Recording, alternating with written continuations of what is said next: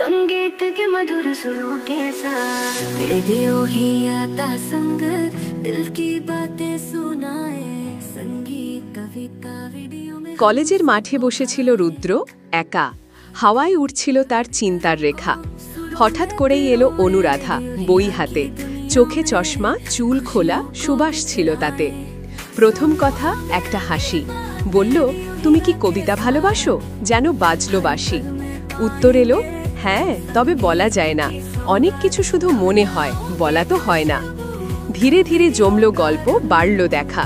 Class শেষে চা, পত্রিকার জন্য লেখা। শিউলি ফোটা সকালে হাঁটাহাঁটি, বৃষ্টি ভেজা দুপুরে ভাগাভাগি ছাতা, আড্ডা জমাটি। অনুরাধা বলল, তুমি একেবারে অন্যরকম। রুদ্র হেসে বলে, তুমিই তো আমার স্বপ্ন সম। একদিন বলে ফেলে, তোমাকে ভালোবাসি। অনুরাধা চুপ, চোখে জল, মুচকি হাসি। জীবনে এলো বাস্তবের পাঠ, চাকরি, দূরত্ব আর তেপান্তরের মাঠ।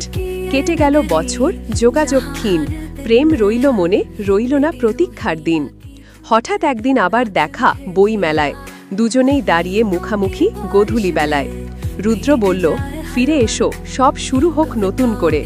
অনুরাধা বলে, আমার প্রেম থেমেছিল না কোনোদিন, শুধু ছিল অপেক্ষা চিরতরে। এইভাবেই ফিরে আসে প্রেম, সময় মতো, মৌন, ধীর, অথচ অমোঘ, বহতার এ জীবন।